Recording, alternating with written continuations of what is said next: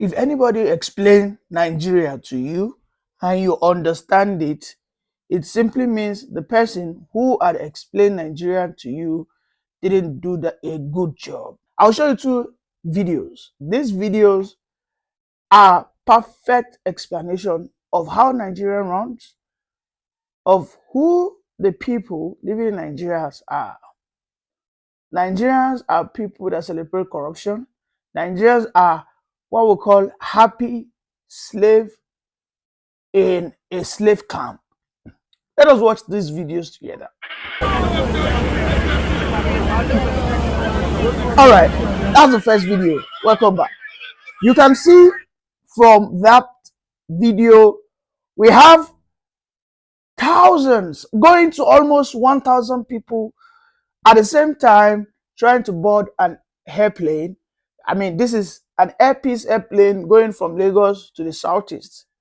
And respect and Merry Christmas to my Eastern brothers who are watching me. What you can see here is a perfect explanation of how disorganized, how disarray, how, primordial and archaic Nigerians react.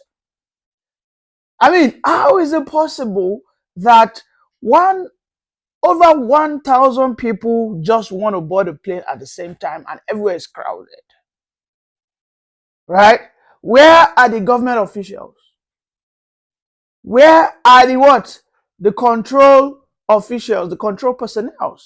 I mean, we're supposed to have a passenger control personnel who are monitoring how everybody boards a plane, so that a plane does not get overweighted, overloaded, because these are the things that leads to crashes, right? But you can see right here, it now looks like these guys want to board a molue. I don't know if you know what a molue means. These are very big, those old rickety buses in Mushi. Just look at the video again, to my left hand side. Like these guys, this is, and you know the funniest thing, the ticket fee to board a plane is an amount that will buy you, I mean, as of 3-4 years ago, it's an amount right now that can buy you a Volkswagen.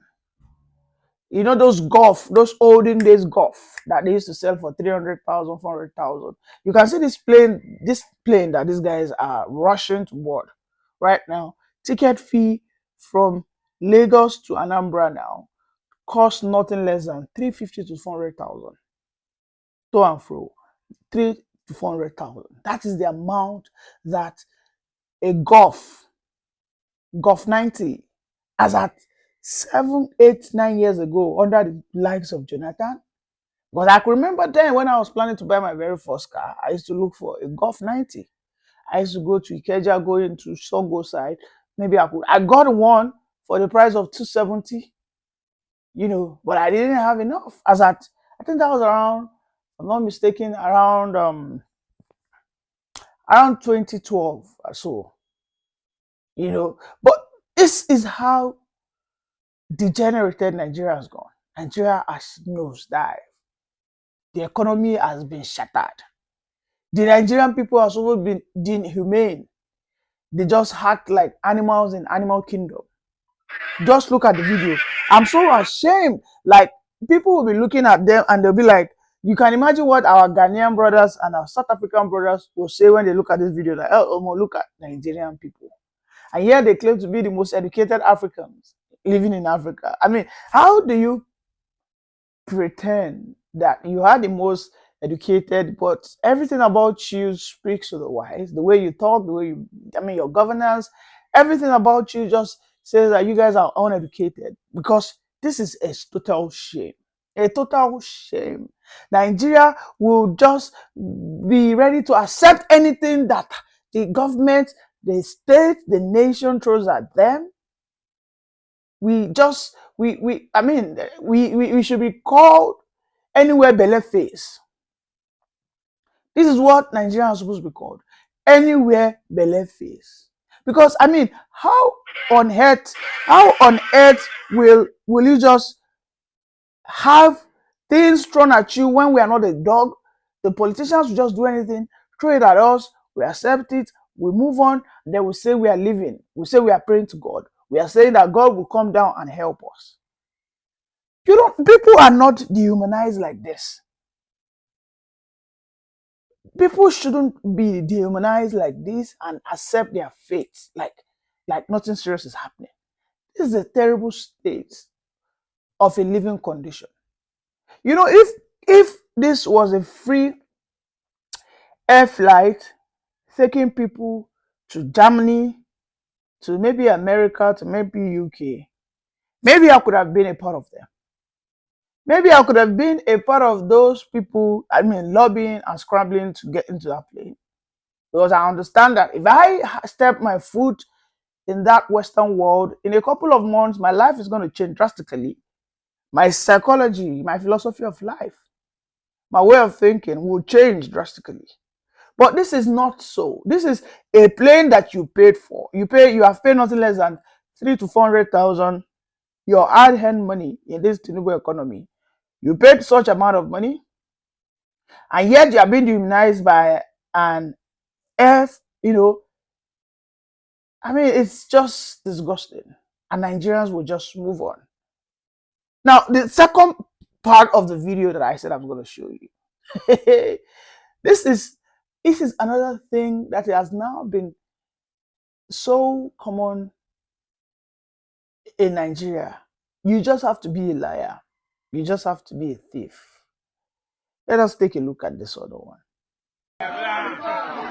Oh my God. Can you see that? A Y.Bello who has been alleged to have stolen nothing less than 108 billion naira. You guys remember? He stole 108 billion naira. These are according to the reports. But again, the judge told him, you know what, our son, you did a good job. Y.Bello, you did a perfect clinical and surgical job to the pocket, to the coffers of the poor masses in Kogi State. You know what? Pay a bail of 500 million. And he did. Within a snap, he paid, and then he moved on. You can see that the current governor there, Ododo, is celebrating his godfather. You can see all the Kogites. These are people who were closer to Y.Bello when he was in government. These are beneficiaries of whatever resource he might have allotted for himself. According to the report, so this money he has acquired or looted, he is now going to what? At least some crumbs will get to those celebrants, those celebrating him. He is now being celebrated openly. He's an highlight. He's now the celebrity, a celebrity looter. This is not uncommon. This has been the order of the day. This is why the likes of Peter Obi and Sowore will not be celebrated. In fact, this is why people will look at Sowore and ask him, "Oga, keep quiet. You cannot tell us you will not steal." If you are not wearing the toga of a pastor, if you are not wearing the toga of an imam, or a sheikh, or a sultan, and you come out and you tell the Nigerian people, I am determined and committed to cut the wings, to probe all corrupt politicians, the Nigerian people will look at you and tell you that, "Okay, go and sit down, you're not serious. God, get out, you're not serious. How is it possible you go there and you will not steal?" So the Nigerian psyche has been, panel beaten. You know what? You know panel beater, right? You know when a car has a dent, what a panel beater does is they use that gas burner to probably hit either the plastic or whatever that is there or the metal to soften it. Then they stretch it to put it back into shape. The Nigerian people have been panel beaten by the corrupt politicians and tell them, "Okay, in Nigeria you have to bend. You have to be remolded with corruption. Keep quiet. Nobody is in Nigeria. Nobody is incorruptible." This is where you see that so many APC rascals and Ronus who say that Obi should go and sit down. He didn't invest in Nigeria, the Anambra money. Anambra State money in his family business. You should go and see that. He cannot come out and be telling us it's corrupt. Even when Obi has said that everything that has to do with him as a business, personal business, before he got into the government, everything was resigned and retired. He withdrew entirely.